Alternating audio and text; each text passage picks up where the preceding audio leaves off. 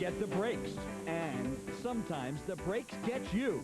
The Flyers haven't caught many of late, but with one win in their last 6, they still have the division lead. All they need is a fortuitous bounce, and they'll rebound.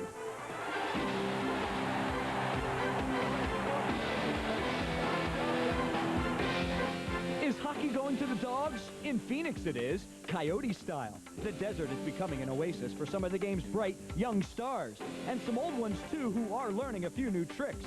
These dogs of war prowl at night. Better beware the attack of the pack.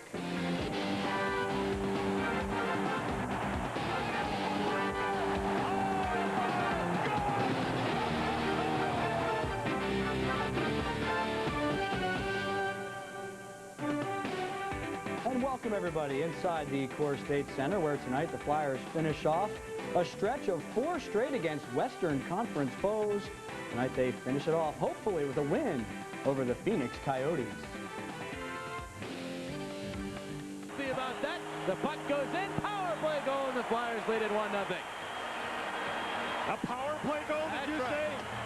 That should bring a lot of excitement, not only to the fans here at the CoreStates Center, but also the coaching staff and the players, the tic-tac-toe. And one thing about Paul Coffey, he does throw that puck across very softly so that Niinimaa can one-time it.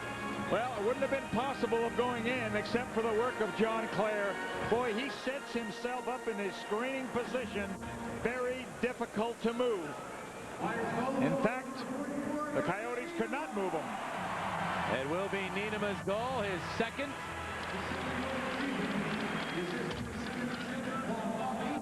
We told you that Hobby Bullen was not happy, and here is why.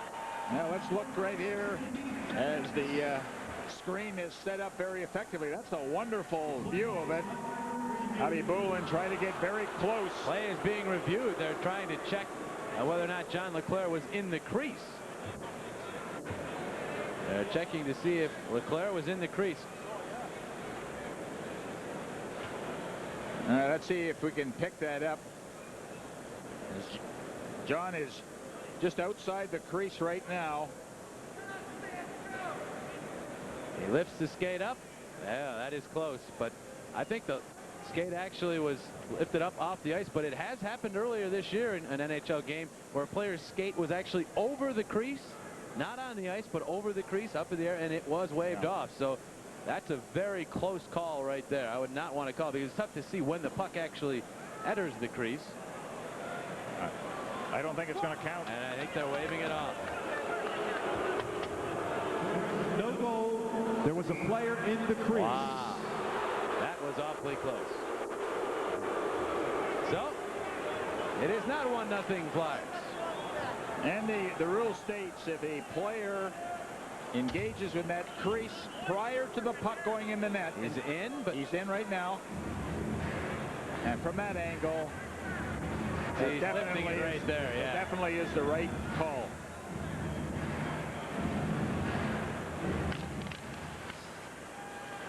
My players have to be so aware of that.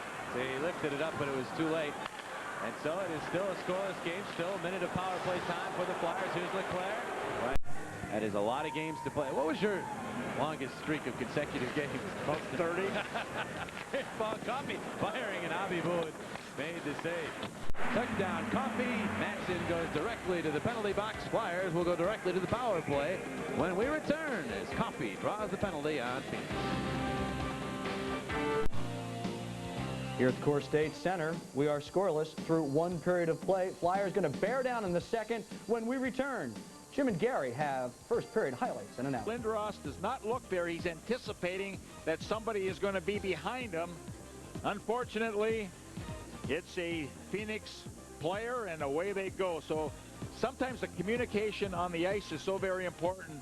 Somebody yelled to Lindros, somebody's coming back, or I'm not there, I am there, and to help in that way in setting up a passing play. And again, the Flyers go to the power play. Again, you see the Flyers gaining the zone. This time, John LeClair drops it perfectly for Lindros. Moves in until he's ready to shoot it. Hobby Bullen makes a wonderful save. Looking at the numbers inside the game of 11 shots, Flyers got 6 from their defensemen.